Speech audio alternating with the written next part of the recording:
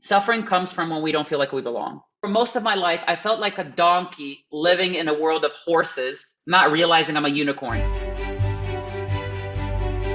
I have a guest today, Aleks Saiyan, and what we're going to talk about is the power of yes. Ooh. Welcome, Aleks. Hey, happy Thursday, Tuesday. I just said it was Tuesday, and I'm like Thursday. I just changed it. Well, it's a T and a T. Yeah. Oh, it is a T. Yeah, exactly. Thank you for having me. Thank you so much for just trusting me with what you're trying to build, and you believe that I can bring value to that. So I'm really excited about this. Yeah, I mean, this you're the call. director of the Toronto Dance Salsa. Mm-hmm. And your story and what I've learned about you through Evan and through some videos is that you are the man who says yes. When it's not easy, you say yes, that there isn't an obstacle that if you really want, that you won't go for. And I was just awed because I love the power of yes. Yes, I can do this. Tell us like some of the things that you had to say yes to that weren't easy, but have made a difference in your life. So, I mean, I could go back to high school. So when I was in grade 11, I went to my mom and I'm like, Mom, I want to be a marriage counselor. And she's like, okay, what's that? And I'm like, oh, it's like a therapist. It's like a therapist for couples. I said to her, she's like, oh, she's like, you're not going to do that. And I'm like, what? She's like, no, you're a sensitive boy and you spending time with people that are like emotionally unstable. It's going to affect you. You're going to take that home. It's not a good idea. And I said to her, I said, it's going to happen. Like and I remember arguing with my mom and I fought to get into university to study psychology. And I remember 6 months into my bachelor's, she calls me to the kitchen and she's like, I'm sorry. I'm like, sorry for what? She's like, I'm so sorry I didn't believe in you. She's like, I can see how happy you are right now. And she's like, I could have totally messed this up. And I'm like, oh, Mom, thank you so much. She's like, yeah, I know, I love you. And she's like, oh, by the way, she's like, my best friend, I think she's depressed. What, can you go help her? And I'm like, I'm not licensed or equipped. What are you talking about? She's like, yeah, just call her. She'll pay you. I'm like, pay me what? I'm in my first year, and so that's kind of been my all time, like going from marriage counselor, wanting to, and then training to be a cop, and now running a dance school is when my heart said, this is the thing, I go all in. I have to. I don't even have control over that.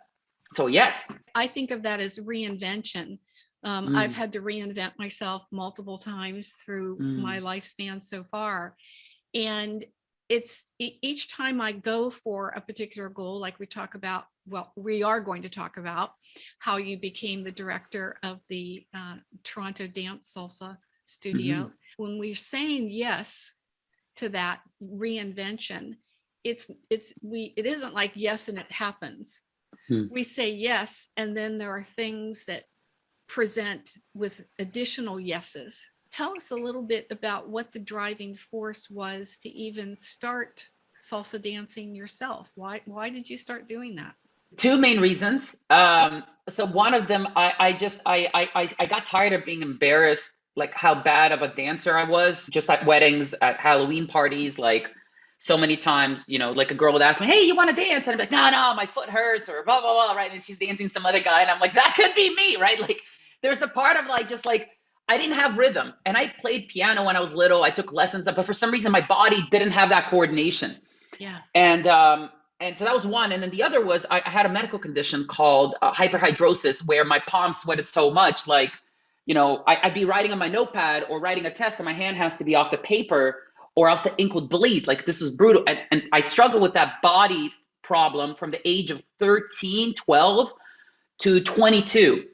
And like going on dates, holding a girl's hand, shaking hands with people and then having them do this. And I see that and just so many brutal, painful moments of just me being self-conscious with this. And so what happened was at 22, I found out there was an operation, really extreme operation, but it's an operation. They cut between your rib cage, they cut the connection to your hands and your hands can't sweat. And so I remember I did that. And a month later, I signed up for my first dance class because I wanted to get control of those two things. One is just like, I felt if someone could just teach me the rules. I never learned the rules. Some other people could, right? Like, then maybe I could do it too. And then the other part was just like holding a girl's hands.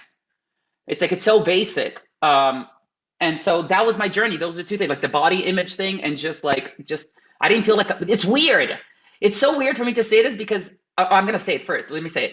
I didn't feel like a man if I couldn't dance, which is weird, right? Like it's I don't know. I'm 35, but I imagine if I was like 55, that wouldn't be the statement necessarily I would say, or maybe I would. I don't know. I've met a lot of students, but the idea that I didn't feel like a man because I couldn't dance had a lot to do with when my friends would drive me to clubs when I was 18, 19, they'd be dancing with girls and I didn't really like that vibe, It like the was how club you vibe. identified. Yeah, that was something Yeah, that I you just identified yeah, with.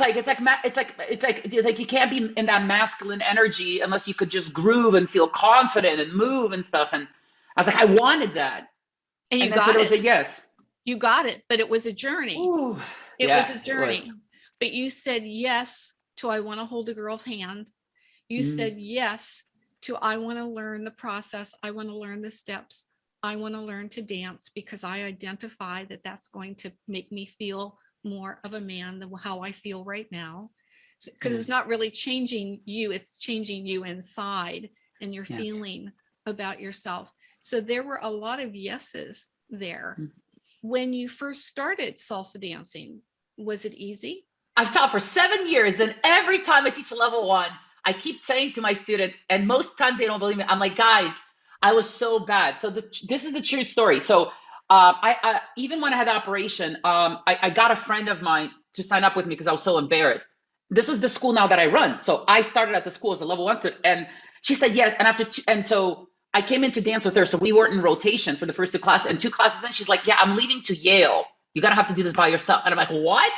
And so she abandons me, and I'm in rotation, and I'm so bad. When I finished level one, salsa level one, I remember running home to my mom in tears. And I'm like, Mom, like, we finished level one. And she's like, okay, but why are you so, like, why are you crying? What happened? And I said, I didn't get it.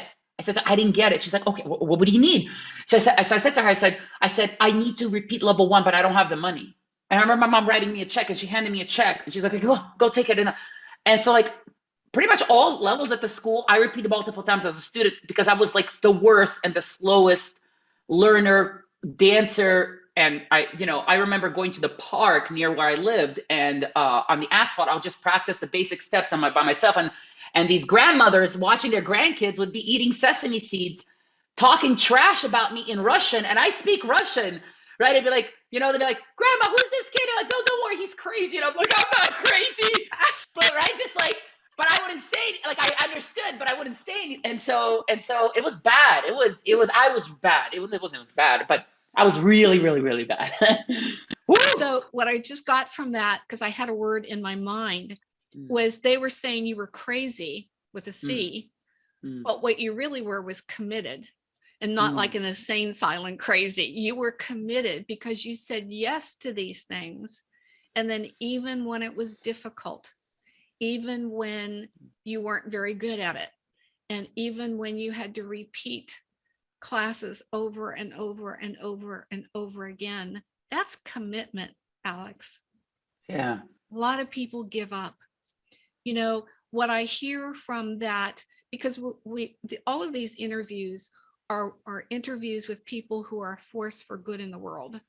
And Mm, you are definitely a force for good in the world because you're working to be a better version of yourself. And it does take work. It's not like I've made the decision, I've said yes, and then click magic. It's there. yeah. Yeah. You just made me emotional when you said force for good. Since I was little, I remember I'd be riding the bus from high school and I'd be daydreaming of being a superhero, um, helping people, serving people, saving people, just doing good, doing great things. If I look at all the professions I've had or have been cared about, you're talking about commitment, the consistent theme has always been that I want to help people. And I want to help people in big ways. And whether it was marriage counselor, and that came from my mom, my dad being separated, to being a cop. It's just like me realizing I couldn't connect with the school system, but I wanted to serve and I wanted a quicker way to serve people. To dancing, which was not something I wanted to like. Dancing was fun for me. It was an obsession. Like I danced like 6 times a week. Like I'd be out all the time and just like I wasn't good. I just kept doing it. Like this is the thing. Like I remember there were so many students then that were way better than me, way better than me. Like, okay, here's this is it. Like talking about commitment, right? Because like I feel guilty when you say that because I think that, so. There's a couple of superpowers I've been born with. You know, you look at Superman, and I love superheroes, right? Um, so I have ADHD, and I just found out like 2 years ago. I mean, I've had Most it my whole life. entrepreneurs do. I mean, it's an amazing gene. Yeah, most of us have that. Yeah. And so for me, the thing here's where it's been my regret, but it's been my saving grace. ADHD is one of those things. It's like you can't force me to like something I don't like. Like it's like a death sentence for someone like with ADHD. Making them do something that is against them is much harder for them because they're very black and white. It's a light switch. It's not a dimmer with people like my brain. And so for me, dancing became an obsession because I could see that the work I was putting in was having some kind of marginal improvement. And I love growth and improvement, which is a superpower of ADHD. I think really where the commitment was when I think about it, right? And so, because like I used to play Chinese chess. I used to run Chinese chess clubs in high school, university. Oh, how like fun. I used to teach people. I forgot all about that. I played that as a kid, but boy, I forgot all about that. And so Chinese this was the chess. thing. My biggest regret was this. I wasn't the best player. There were so many people that were smarter than me, more like strategic than me. But I just kept playing and obsessing. And so, you know, like hard work beats talent. It's so true. Like I am living proof. And that's one of the things I want to say about commitment. You know, pick your mountain. Like what's guaranteed is a struggle. And what most people make a mistake of is they pick the wrong mountain. They pick the wrong relationship. They pick the wrong career, the hobby, whatever, that they don't actually want to be climbing. Yes. And it's like my success, which is the superpower of ADHD, is I don't have control. When I am obsessed about a mountain, it's the mountain. That's it. Yeah. Where I've had to learn about commitment, and this is where really I struggle now and I continue to get better at, is commitment is doing something long after the feeling you wanted to do it left you. Because there's motivation and excitement, but that passes away so quickly. And so what's left is the mountain that you climb. And so for me, my saving grace now has been, and this has been just work, is discipline. And I struggle with it to this day. But my big regret was when I was playing Chinese chess, I got to really high level. So I was 2 Dan. So you go like, you know, you start at level 30 and you go down to level 1. And then from level 1, you go up to level 9. So I went from 30 all the way to 4, actually, 4 Dan I went.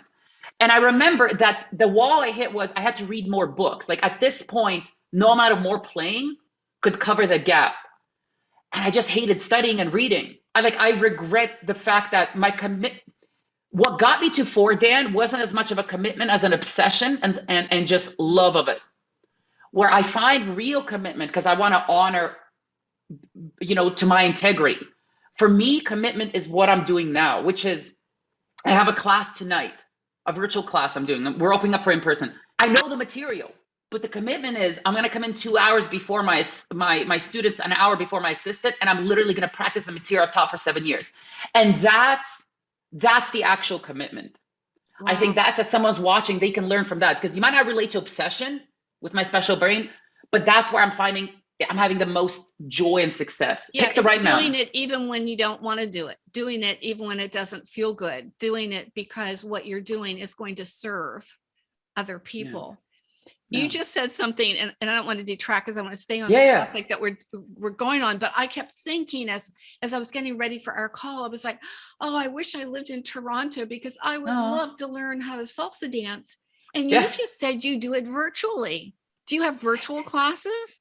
Oh my gosh. Well, first of all, we could just learn salsa right now. I could teach you in like less than a minute. Like literally, like we can get up and do it right now. But so what happened was when pandemic hit, our school had to close down and we don't do hip hop classes. So all of our classes are where people are touching.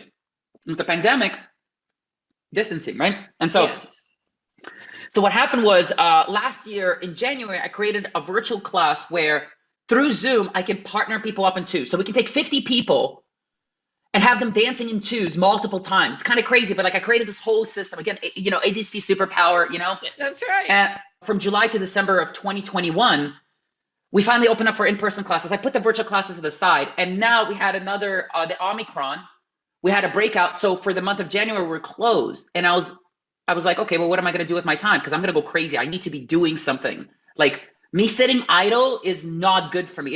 It's actually not. It's very dangerous for me because I'll fill it with things that are not good, food and just everything, just noise. And so what I did is I did free virtual classes. I did a bunch of free virtual classes to my students to be like, guys, I don't care about money right now. I want to support you. You're at home, you're isolated and stuff. So I don't want to say like, yeah, we're doing virtual. And part of me is frustrated. I'm like, why am I not doing virtual? Well, But that was a thought that came to my mind. Like, okay, yeah, this gave you an opportunity in yeah, January to do it just for fun and to keep you active and to keep the people that you serve involved. yeah. But why not make it virtual and make it for people like me in Seattle, Washington, to Oh be my able God. to dance with you? I would love to You're, dance with you. you are poking at such a insecure place right now, but I want to open up because I'm so excited to share this. Why didn't I? We're talking about commitment. It's because I wasn't committed. And this is full disclosure. So here's the thing. The system that I created last year could be a multi-million dollar system. I'm not joking. Originally, I was going to break out into the US. Canada is 36 million. US is like 350 million population. And originally last year, I was like, I can build a system where people in St. Petersburg to Kentucky to New Orleans could be dancing together from around the world in a way that's just Toronto dance salsa way. But like my school is very unique. And just who I am is very unique in that I believe that you should entertain, educate, and help people evolve. And part of that is what we're talking about, like the sharing the vulnerability. That's an experience I have in my virtual classes and in my in person. And so the truth is this. Last year, when our studio was closed down, I had about 8 months to build this up from ground up, and I really didn't commit to it. I didn't really work hard to make it its own system. And so when the studio started to open, I had to make a decision because like we were making a little bit of money on the virtual, but it was really a reflection of my own lack of hard work. And so when it was like, okay, we can open up the studio and actually pay our bills or do the virtual, I just knew that I didn't put enough infrastructure and hard work. And so what you say to me, it's such a good like poke in the wound, like a good wound. It's a reminder for me. It's like one, Aleks can do anything. Two, the only gap, and I was listening to this guy talk about it, he's like, most people's problem isn't a lack of discipline, it's a lack of desire. Well, that's it. Thank you for that, because the two do go hand in hand. You can't be disciplined for something that you don't really want to do, because that's that, going to school and studying arithmetic when you hate arithmetic. You have, but if you love arithmetic, well, then yes, you have to be disciplined to do the classes, but you're enjoying it and you want more of it. So I also think there's another component, and it's timing. I think we have desires and commitment and discipline. And then when everything comes together, when there's some trigger, whether it was the little poke that just happened here, but something comes together that says, oh, this is the time. Now I'm ready. And this may or may not be that time for you, but I think that's true for everybody. I mean, for me, I work with people who want to write their book that they're going to be remembered for, and I help them write, publish, and promote it. And sometimes I have conversations with people for years before they actually commit to doing it. They're going to have the discipline to do it, and they have the desire now to make that happen. So I think there's a convergence that happens, and it's always perfect, in perfect time. And maybe that's the time for you now. Well, so this is what you're talking about, the perfect time and whatnot. What I know now is this. I had about 3 weeks ago, I was looking at belong and what it stands for and just reminding myself what I want to do. And I had this kind of cry session about a month ago. No, like about 2 weeks ago, about what is that I really want, right? Because I want to help people feel like they belong and stuff. But even though I know what it stands for, it comes down to personal pain. Like your core value, your compass inside is always because you found a lack somewhere. So like your pull is based on somewhere you experienced trauma or pain or inadequacy or something. And so you're like, I don't want to ever feel this way. And so you hyper pull to the other way. Right. And that's a good thing. It's like it's a good thing as in the sense of it's like you don't grow unless you're suffering in some way, but it doesn't mean you have to live in suffering. So what is this all connected? How does this all work? The truth is right now, I know that I have something, a program, the virtual program, that when I have the desire to do it and the discipline to follow through, it will work. Yeah, of But course it until, will. Yes, but, of course it will. but like 100%, I just know now is not the time because I don't have that desire. And because the priority right now is to get the physical studio like up and running. Like we're actually making an income. And this is where it's like I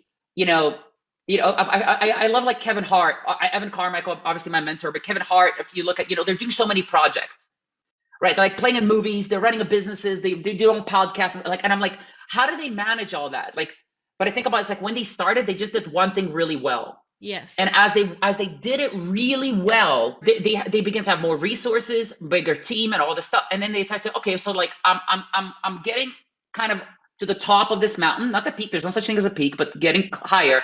What other like little other mountains do I want to climb? So I know the desire for the virtual classes is going to come back. Yeah, you have embers. The embers are there. Yeah, the embers yeah. Not gone out. They just haven't burst into full flame yet. And they will burst into full flame when the timing is right. But the embers are there for you. And this is what I'll say, like, from the limited experience I have as being an entrepreneur, it's like, especially with the way my brain is, like if I get excited about something, I'll go chase it, even if it's not the best thing right now. It's not the best use of my time. I mean, it's a double-edged sword, right? And so what I've also learned is, you have your big vision. My big vision is to solve the world's biggest problem, which is loneliness. Like that's what I'm meant on this planet to do, to help every human not feel lonely. And the way to do that is through belonging. That's talk about belonging. Let's do it. Because I mean, it's on your shirt. We've been kind of alluding to it while we're talking everything else. High five. Let me get my hand there. There we go. High five. There we go. You my tattoo, but after the high five, belong. I thought you were high fiving me. No. Because when I did my interview with Evan, and I said, let's do the first exercise from his book. And what's your favorite teacher? What's your favorite movie? What's your favorite song? And then because he always has #believe, and my book, The Land of I Can, always says, trust, believe, and take one step. The power's in the knowing. So I thought, maybe mine is believe. I don't want to be a copycat to Evan. But when we were going through the answers that I was giving, and Evan is very astute and he's listening and he's taking notes, and we went through it, and he said, I don't ever want to tell somebody what their word is. I'm going to share with you what I see from this limited time that we've spent. And then you just try it on and see how it feels. And the word was belong. So I'm pretty new to this. I've been trying this on for a couple of weeks. It feels really good to me. Tell me how you came to your word of belong and how that is a compass for you now. I was really stubborn, actually. So I learned my one word 6 years ago when Evan was writing his first book called Your One Word. Like he was writing the manuscript of this. This is his first book, Your One Word. And so many funny stories about that, like printing at my condo, like thousands of papers and being on the floor and like stapling them. It's just crazy. But what happened was when he was writing it, he just comes to me. He's like, hey, dude, I want you to try this exercise. And I was like, what's this? He's like, well, so he's like, I have this theory. It's like, everybody has a core value, their one word. And it's like, it's the guiding compass. And, me quite often getting in my own way and being stubborn, I was like, man, you can't boil me down to one word. Don't box me in. Well, this is the thing. It's like with ADHD, one of our insecurities and problems is we don't like structure, or we initially reject structure because it's a form of control, and our spirit is to be free. Right? Like but that's a very limited way of looking at it, because in fact, it's structure when we specialize in something that actually gives us freedom. You can't really fly if you're trying to, have, one wing from one bird, another wing from another bird. Like it's not a homunculus, right? Like you can't, it's like, no, you just like focus on one. So anyway, So he says, okay, stop being stubborn, just try this. So I did this and I did the exercise and I had 3 words down there. And I honestly wish I kept that paper because I don't remember what the other ones. One of them was belong. So I came back to him and I'm like, see, the system doesn't work. I have 3 words. They're all great. So he rolled his eyes. He's like, dude, you're just being stubborn. And he's like, you need to get into an emotional state. He's like, it's not a thinking exercise, it's a feeling exercise. Mm-hmm. I was like, okay, I'll test it out. It was, you know what it was? I'll be honest. It was more of a challenge. I'm like, I'm going to show him it doesn't work, right? Like just like tell me I can't do it, and I'm going to show you I can. Yeah. No, legit. That's yeah. And so I remember one movie since I was like little I loved, which is Hercules, Disney's Hercules. It to this day I watch and I cry, and I never understood why. So at this point I'm 26. I want to say I'm 26. I'm 35 now. So it's 9 years ago actually, and so since 13. Anyways, and there's this one song by Michael Bolton that's titled "I Can Go the Distance." And every time I listened to the song last week, I'm crying like a baby. And I never knew why. And so I'm listening to the song, Michael Bolton, and I Can Go the Distance. And, it's like, I've often dreamed of a far off place. The lyrics start, and I'm like, ooh, feeling it, the music accompaniment. I will find my way if I can be strong. And I'm kind of tearing up already. I will find my way if I can be strong, right? And then I know every mile will be worth my while. And I'm like tearing up. And then when I go the distance, I'll be right where I belong. Just like a truck hit me. I look at the list and I start like bursting into tears because I'm like belong, like oh my God, like all these metaphors. Since little, I was crying, and I don't even remember the other two. The words don't matter. It's belong.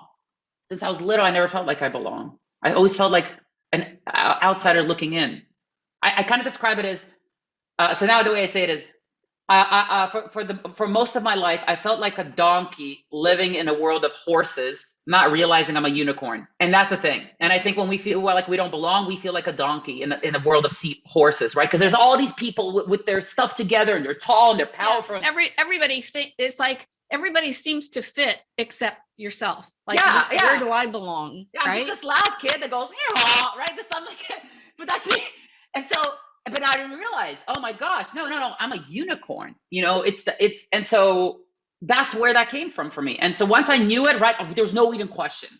Like it felt in my soul. And I've done this exercise multiple times after that, walking people through and all this stuff. And I keep coming to it, right? Like it's the mountain that I can't conquer, which is why I got the tattoo. I never wanted tattoos. I never believed in tattoos, in that I didn't believe that I'd want to put something permanent on my body.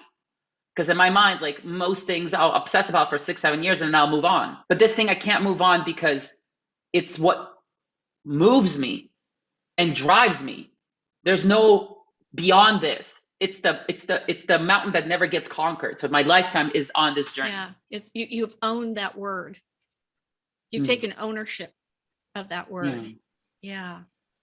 And I'm still trying it on. I'm in the early stages, like where you were, but the more that I see it and it shows up and remembering, like you talk about being ADHD, which I believe I'm AD. I'm D. Without the, what is it? The ADD. Yeah, I'm ADD. Thank you. Yeah. But I'm also, as you were mentioning that your mother said that you couldn't be a counselor because you're too sensitive. There's a word, it's called a highly sensitive individual, HSI. Now we know that now as adults, and because we're into personal growth and we learn these things. So I can identify now, oh, gee, that's what I was as a kid.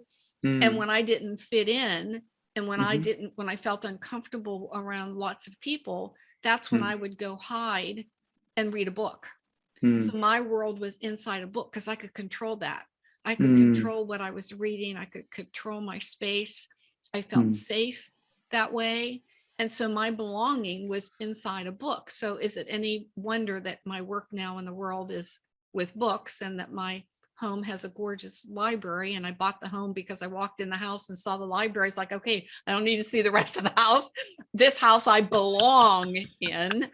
So the word, so when I think about it, I think, the word belong keeps showing up over and over and over again. I remember I only went to my 10th year high school reunion, and then I moved from small town Pennsylvania to Southern California, and I stayed on the West Coast. I'm now in Seattle, Washington. So I only went to my 10th year anniversary. And at that point, I had been married and my husband had died and my mother had died. So there was a lot of personal changes that took place during that time frame.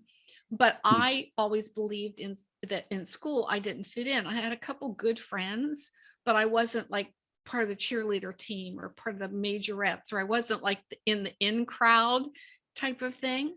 And I went to that 10th year reunion, and I don't remember the conversations and how it came out, but over and over again, people said, "Oh, Susan, we just thought that you were so studious because you always had your head in a book, but we always wished that you came to our parties. We always wished that you'd been a part of whatever we were doing. We just thought that you chose not to because you would rather be reading." And it was a choice, but I really didn't know I had these other options because of what I believed. And that at that point, take it from the negative, that I didn't belong. So when you talk about the compass and where the pain is, and we go to the opposite side, it's very, very interesting that my work now with people is going into the deeper spaces and finding out, like maybe they grew up and they became a doctor because that's what their parents told them that they should be, and they've gone through that profession and they're good at their profession and they know that they're serving in their profession, but they're really unhappy. Like they never got to do what they really wanted to do, which was learn to fly an airplane, or or whatever that might be. And so our work is often going deep into what have they learned from their journey in life, and what's going to give them that sense of belonging, that when they share that message, and I've never used the word in that way, but I realize that's really the work that I'm doing. So if I'm looking for a place to belong, isn't it interesting that most of the people I work with are looking for a place to belong? No, a lighthouse. Yes. You have a lighthouse. And so I think like all of us, we are lighthouses. But the thing is, like, you think of a lighthouse and you have to think of a lighthouse keeper. So the lighthouse keeper lives in the lighthouse. He or she lives in the bottom. They got their cot, and then they'll climb up the stairs and they'll flip the switch. They'll maintain the light. And so, the light that you put out are the ships that will pull in. Yes. And so the hardest part, like when I think of my childhood, and like my escape was video games, my escape was pornography and food and so many other things, right? Like to not deal with me not feeling like I belong, me feeling inadequate, I would escape into things that would give me stimulation, that would give me that dopamine rush, right? And I've had to learn to be compassionate to myself, like as in like those things serve the purpose, right? Like those behaviors serve the purpose. They help me survive. They might not be now the best. They might not be the ones that make me proud or will help me get to where I want to go, but it's not about knocking myself down. So when I think helped you cope. They helped you exactly cope. Yeah. And it's like when you feel like you're dying, don't kick yourself down because you have to do something to cope. Like that holds you back. And so when I think of that lighthouse keeper, because you're talking about this idea of like pulling in the people, like when you're sleeping down there, when you're a lighthouse keeper, it doesn't matter if it's cold. It doesn't matter how much fog there is. Like you just have to do your best to get up those stairs and flip that switch. And sometimes there might not be any ships. But I believe in my heart, as you stay dedicated and you keep climbing, you do pull in the people based on the light you put out. Absolutely. And since you brought up Lighthouse, I've been trying to think of the name of the book, and it isn't that I know it and I can't share it. I just don't remember the name of the book because it goes back years and years and years ago that I read a story inside a book that was talking about a lighthouse and the importance of knowing who it is that you want to reach, because you're not going to reach everybody with your light. So who is it that's important to receive your light? And the metaphor was, wouldn't it be interesting if these ships are coming in and they're looking for the lighthouse, and the lighthouse pulls up out of the ground and gets legs and starts running up and down the beach, so that the ships that are out there can't see where to come in because the light keeps moving back and forth and back and forth. And that's the only way that we're going to pull in those ships that need our guidance is to be rooted in the ground, and to be rooted and in that place that we're not going to bring in all the ships, but we're going to bring in the ships that can see our light. I love that. Oh my gosh. That's great? lovely.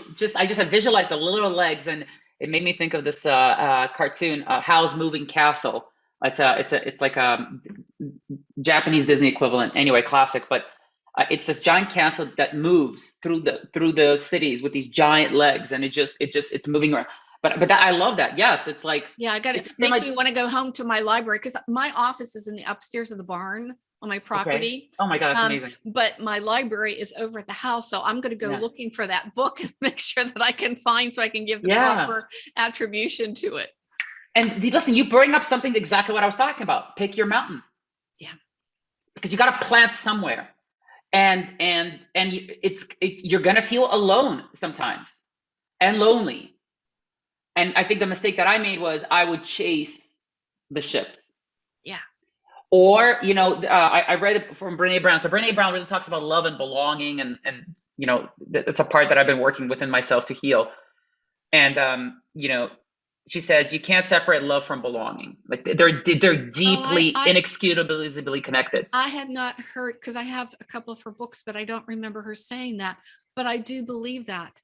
I believe, that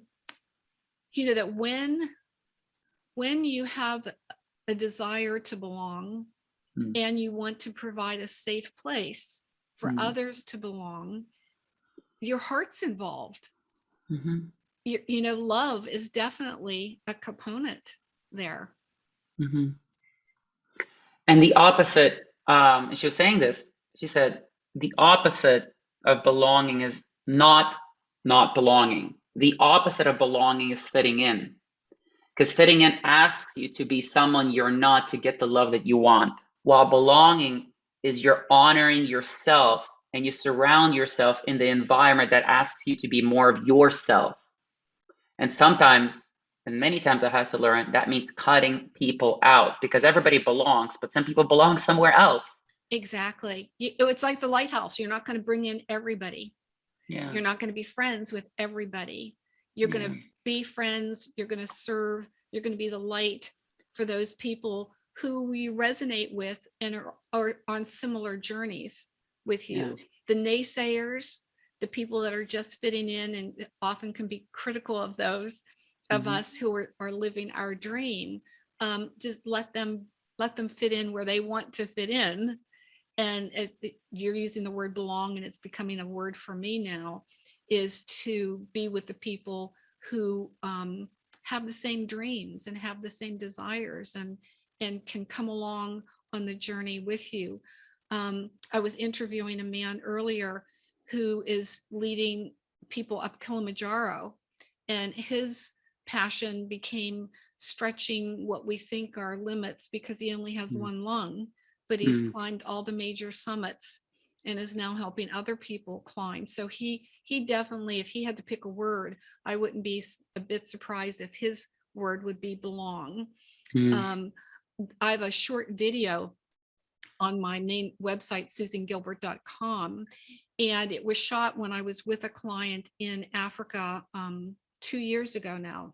He was doing a circumnavigation around the globe and had a documentary team, and he wanted to bring me over to make sure that things were on track and we were going the right direction and the messaging was right. And while I was there, he goes, let's use the documentary team and let's just film a little video that you can have on your website. So that we have that there, but it begins with a narrator talking about climbing a mountain and then discovering that you climbed the wrong mountain. And it isn't that the mountain has changed, it's that you have changed. So often using the analogy of somebody who was on a path because that's what their family put them on the path, and they fit in, they did what they were supposed to do. And then they reach a certain point in their life to say, you know what, this isn't the right mountain. There's something else out there for me. And I think maybe that could have been true for what you were doing prior to salsa, and that salsa is a place that you found where you belong.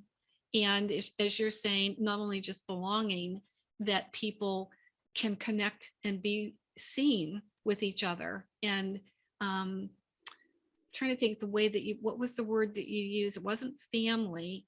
It was lonely, that they aren't lonely. I mean, first of all, like, high five to him coordinating that video for you. That's such a beautiful gift to give. And I bet that made you feel like you belong and made you feel important, like that your mission and what you're trying to do is important, right? Yes. I think, you know, you were talking about the guy who, with the one lung climbing the mountain.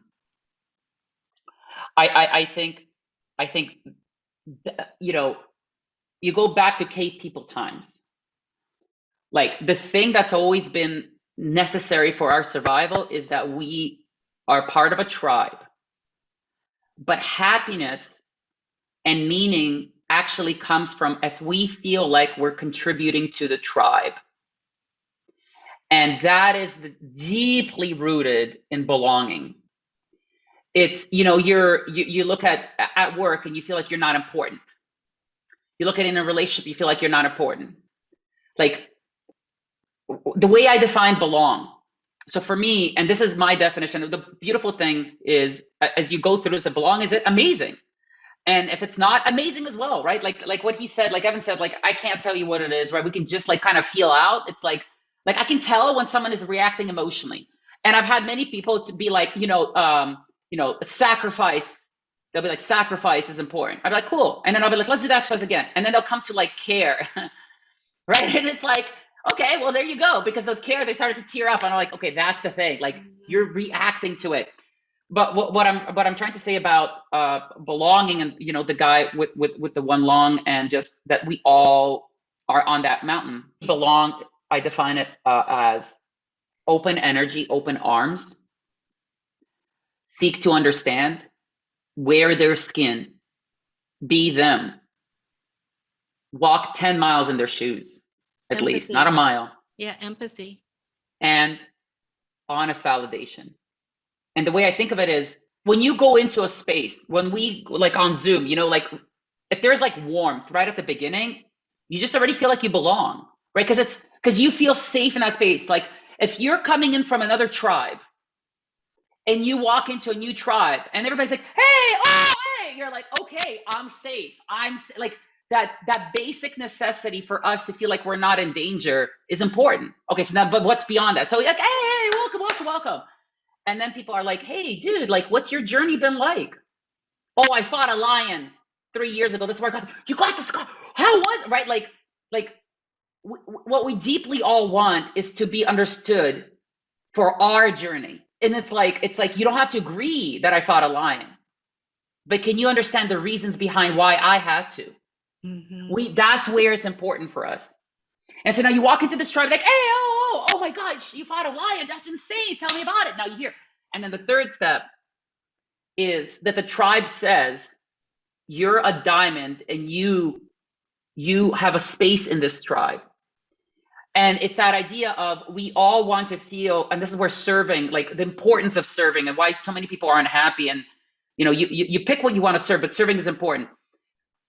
Cave level thing is, we're not happy unless we're contributing. For us, in our DNA, contribution means we have a place in a tribe. And so the validation, when I go to one of my students and I'm like, I remember you last week, you were struggling with this part of the move, and I could see the work you did. And I'm so proud of you. Just you see their face when probably nobody ever sees them. Yeah. And I'm saying, I see you. Well, I think that is such a critical thing that you've just said, Aleks, because people want to be seen. They want to be seen. And I don't mean like, you know, stardom seen, although maybe those people that are in that industry feel that way, but it's being seen for who we are, to really see our soul, to see like, who are you? Like, for someone to say, I want to know you. I see you. I want to know you. You belong. Yeah. That's why I was crying. Like, you did such a beautiful job when you were talking about or at the beginning, like commitment and that I'm serving my purpose, and I was tearing up. It's like I was crying because I'm like, oh, she sees me. Yeah. Like this is where it's like you can't conquer this. I can become more confident. I can grow, but it's not something that ever ends, and that's important. That's important because I don't want.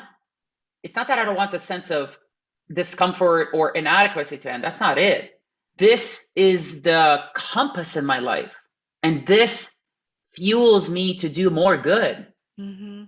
which feeds back into being part of a tribe and all that stuff. So anyone who's not happy, chances are, because I was frustrated before where I was like, oh, you're not doing something meaningful. You got to do something with your purpose. And I get it now, but you like someone who's like really in a dark place, let's say, is watching this, right? It's like, oh, Aleks, you're so confident, you talk so smoothly. And I could tell you about like me being on Snapchat and how bad of a speaker I was, like all of this. But more importantly is this, all the people that are like going through something difficult, like I did, like I was bullied and body issues and just so many things and so much, just like your journey of having books as your safe place. For me, that was my video games. For me, that was so many other things.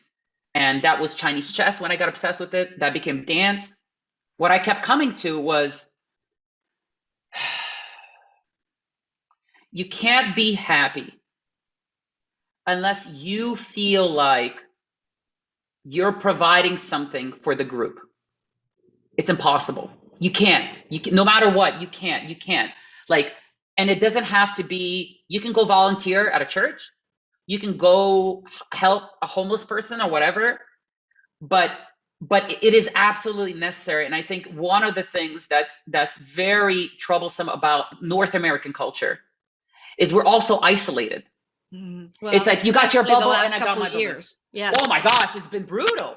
People are killing themselves out of loneliness. Like they can't go on. And so for all the people that are watching this and they feel hopeless, they feel in a really dark space. Right? Like I've been in dark spaces. I can't say I've ever had crossed mind of killing myself. So I'm blessed for that. And yet, here's what I know: pain is universal. Judgment is universal. Suffering is universal, right? And instead of comparing scars, which I used to do, well, this guy doesn't have as bad as me. I learned in my life, it just isolates me more and gives me more reasons not to get out of it. Because at least it's like a very dear friend of mine who deals in frequencies. She's an energy worker. What she's just describing is she would say that when you're in that place of identifying with suffering, you're in the basement. Yeah. Why not be in the penthouse? Why not go to the penthouse where the frequency is higher, the vibration is higher, and in that higher place, which often happens as a result of serving, which often happens as a result of being on purpose, then that higher frequency is our lighthouse. That's the energy that we're sending out for the people who are looking for the lifeline to come back in again. What I want to say is I was thinking a lot about how do you help someone get to the penthouse? How do you get someone from the basement at least to the first floor to get a glass of water? Mm-hmm. And so in my mind, for anyone listening, is this: when you're in that dark space, all you need is someone to come down with a flashlight and sit with you. You don't need solutions because you've lost perspective on life, on joy. And I've been there so many times in that dark, dark space. And so for anyone watching this who's like, I don't even want to think about purpose and this happy-go-lucky guy and whatever, if you're thinking that, from the bottom of my heart, call a friend, call an old teacher, message me on Instagram, and just say, hey, can I just talk for 10 minutes? Because what I've learned, and this is again the tribal thing, suffering comes from when we don't feel like we belong. Yeah. That's it. Like we're the donkey. And I have lived the donkey life, and I still live the donkey life, and I'm like 10% thinking I'm a unicorn, and someday it'll be 12% or whatever. But that's the thing. How do you get from the basement? When you're in that dark space, you don't need advice. You just need to call someone, message someone, and say, hey, can you just sit with me? And this is one of the best things I heard about you and I think about you and me, and I think about the lighthouse. A flashlight does no good on a sunny day. And so like, why is it important to serve others? Well, you got a light in your hand. But the mistake people make is that they're turning on the flashlight when it's daylight. Like, no, you gotta go to the dark spaces where other people are in their basements and just sit with them. You have this flashlight and you're just like, hey, like I'm just gonna sit with you here. I'm gonna, you know, I'm gonna keep you company. It's this. It's like this. Yeah. I was trying to set this whole thing up, right? Like, would have been perfect. Just be like, you know, snap that. We can cut that. We can edit. But it's like, it's this. And I thought even recently, like I was struggling with something, and you know, I was trying to rationalize and discipline and all this stuff, but I still feel like right now I'm under the weight of that. And honestly, what I need, and I keep learning, is I just need in that moment a friend. No advice. I just need a human being to sit with me for a bit. I think what you just said, yeah, to not try and fix it, to not give advice, to just share and be there. I can say that with my husband's and mother's illness, it was both cancer. They just needed somebody to sit with them and to be with them. And some people couldn't do that because they didn't look the way they used to look and it was too painful. But that's all that they really, really wanted, was just somebody who could be there and share the same space with them. So, Aleks, one of the things in closing that's really come to me during this conversation is that here you were, somebody that had sweaty palms, who didn't feel socially adept, who didn't feel comfortable dancing, and so didn't see yourself as fully evolved man that you wanted to be. And so you fixed the physical portion first. And then once the physical part where your hands really weren't perspiring anymore, then you wanted to hold somebody's hand. And in holding somebody's hand, you wanted to dance with them. We've been dancing today in conversation. And so you wanted to hold their hands and dance with them, but you still weren't a very good dancer. And even when you went through the first class of salsa dancing, you flunked. And then you had to take it over again. And then you went to the second level and you flunked and you had to go through it again. And here you are today, the director of the Toronto Dance Salsa Studio. What a journey you have been on. And it's been an honor to have you here today. And I think we belong. We do. Thank you. We do. Thank you so much.